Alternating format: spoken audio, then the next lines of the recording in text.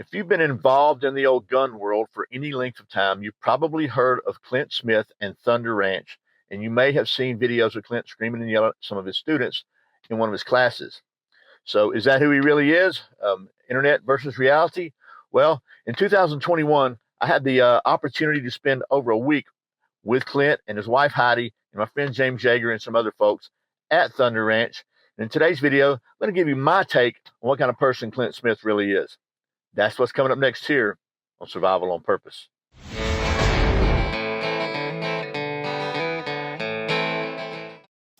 Welcome back to Survival on Purpose. My name's Brian. Thanks for joining me for what is obviously a kind of different video. As you can see, I'm in my truck and I'm in a hospital parking lot trying to make this video for you because the last couple of days have been pretty hectic because my son Luke and his wife just had our second grandson last night. So Henry George Stevens, if you've read Unintended Consequences, you might have a clue about where the inspiration for the first name came from. But as I said in the intro, today we're going to talk about whether Clint Smith is a kind of a grumpy, grouchy old guy or what, and if you can really trust your first impressions from what you see on the internet. But first, as usual, today's words of wisdom from Proverbs. Today's proverb is 27:17 from the New Living Translation. And it goes, as iron sharpens iron, so a friend sharpens a friend. I think that's pretty relevant for today's video. So, and finally, also, a big thank you to my friends at XS Sights for making the iron sights that I carry on every pistol, the only ones I trust my life to. They, by the way, went through Thunder Ranch flawlessly. XS Sights are made in the USA, in Texas, and they are the fastest sights in any light. So thanks to XS Sights for sponsoring today's video. Now, let's talk about Clint Smith. If you've seen any videos of his at Thunder Ranch, you know, he comes across sometimes on videos a very gruff, grumpy, opinionated guy. A lot of people think that might be how he really is. And you know what? James Yeager, the same thing, comes across and as a really, gruff, arrogant guy or whatever on video a lot of times. But my personal experience is that that's not the case with James. He was a really good friend of mine and one of the most generous, good people I've ever met in my life. So, speaking of James actually introduced me to Clint. The first time I met Clint was at SHOT Show about 2019, maybe. And James called me and said, hey, man, Clint is going to go with us to range day on Mondays. They have like you go out and shoot a bunch of stuff in the desert. He said, would you like to ride with us? I was like, yeah, sure. So he came and picked me and Luke up. And we met Clint the first time ever. And he was nothing but a gentleman, nothing but nice. And the biggest memory I have from that day is we were walking along at the range in the desert out there at SHOT Show range day. And looked at there's all these new guns, all this new stuff, all the cool toys that that you might think. Clint kind of walked over to me and kind of put his arm on my shoulder and says, you know what? Tell you something. All this stuff is really cool, but if you can't set your sights on the target and press the trigger, it don't mean jack. I don't think he said jack. So and I was like, man, you know what? That's just boils it down to the bottom line. So that was a great time. I was really, really thankful to James for introducing us. And my first experience with Clint was he was a super nice guy. So fast forward to Blade Show 2021. And I was down there, and James and I we were at, like they call it, the pit. After the show's over, everybody gets together and supposedly, networks and all that. I think mostly people are just drinking beer, but James didn't drink and I don't drink. So we were standing there talking and the subject came up that James had had scheduled a class with Clint. The first time Clint had ever co-taught a class with anyone. And he had enough respect for James that they came up there and did it. And they called it, Clint's classes are urban rifle and urban pistol, and James's are fighting rifle and fighting pistols. So they call it urban fighting pistol and urban fighting rifle. Anyway, it's not cheap, and it's a long way, and it's in Oregon. And I told James, I said, man, I was on the fence. I kind of wish I had bought those classes and went ahead and took that. He said, hey, man, why don't you just come with me as a helper? And I'm sure you'll learn something just hanging around. I was like, you know what? I'm going to do that. Yes. Thank you, James. So I did anyway. So it came around to go. I met James and his team at Thunder Ranch. Not Thunder Ranch, at Tactical Response up in Tennessee. and it was a road trip to Southeast Oregon, so about 3 days, which the trip in itself was cool. We stopped by in Ohio or Illinois somewhere and picked up Thad. I was riding in my Jeep with Tim Morris, great instructor at Tactical Response. He's still there, by the way. And James was in his Dodge Ram pickup truck. We stopped, and so we were kind of carpooling it there. Got to see the salt flats and all kinds of cool stuff. But long story short, we drove 3 days, I think, made it to Southeast Oregon, Lakeview, Oregon.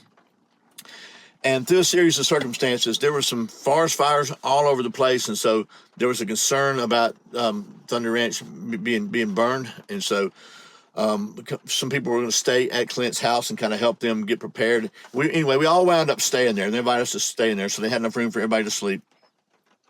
And we met with the fire marshal there. He's like, I think you'll be okay, but there's a few trees we need to take down. So we cut down some trees around his classroom, loaded a bunch of ammo. And this is, if you remember, in 2021, ammo was really, really, really scarce and really crazy expensive.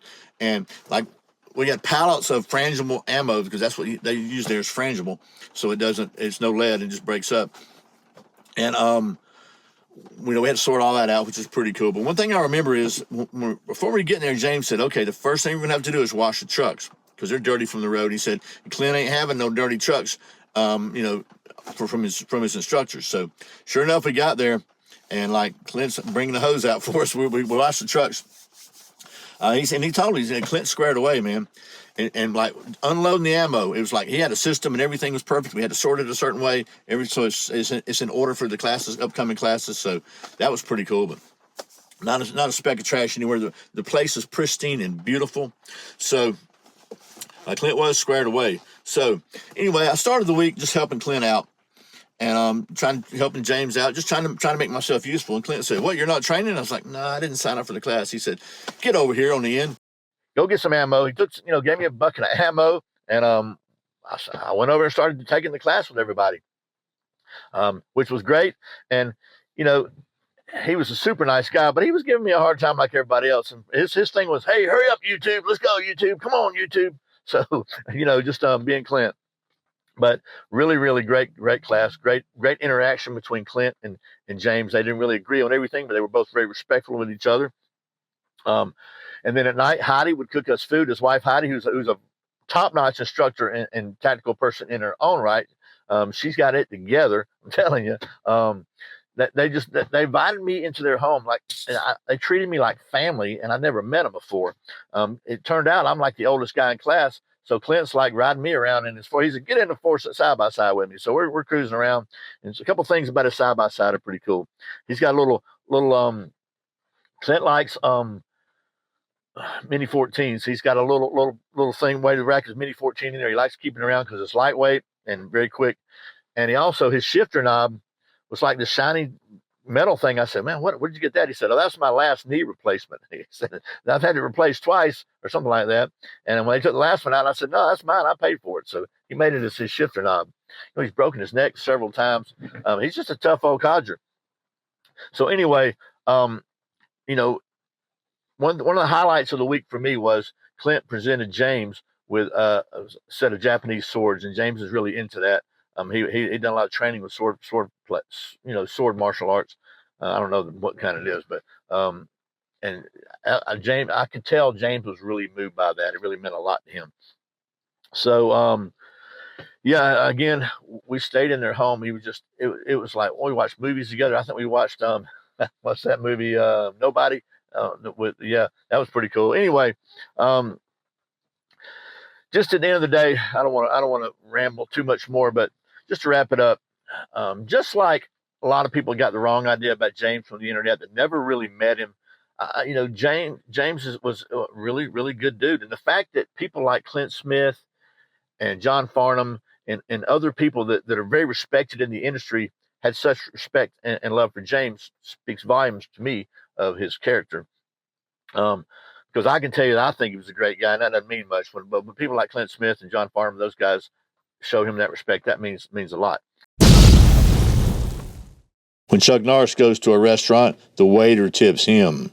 So, Clint and Heidi Smith, I know you're not watching this, but if you are, I want to thank you for really welcoming me into your home and being so kind and gracious for over a week. And full disclosure, I went to Heidi and said, "Hey, look, Heidi, Clint's like giving me ammo. I didn't pay for the class. I didn't sign up for anything, and he's like doing this." And I said, "I don't want to, y'all have a business here." So she I wound up paying her for the ammo. I said, I just didn't feel right. So, yeah, all in all, I guess to wrap this up, Clint Smith and his wife Heidi, in my opinion, some of the best people I've ever met in my life. Super nice people. Absolutely, they really truly care about making sure that the people and the students at their class absolutely leave much more prepared and better prepared to defend themselves and their family. And it was honestly the week I spent with Clint and Heidi and James and Tim and Joey and Brian and Thad, one of the highlights of my what has been a really good life already so far. So um, if you ever have the opportunity to train with Clint Smith at Thunder Ranch, and I think they sold Thunder Ranch, but Clint's still involved there. He's still there, still his curriculum. I absolutely recommend it. Tactical response, same James's same curriculum. James is unfortunately is no longer with us, and I remember James telling me, you need to train with Clint Smith. You need to train with John Farnham. You need to train with these guys because they're not going to be around very long. And sadly, James left before they all did. But again, one of the highlights of my life, and I thought I would share this story with you since I didn't have time to go make a real video. So that's it. I really sincerely appreciate you watching Survival on Purpose. Remember, survival's not an accident, so be prepared. I'll see you next time.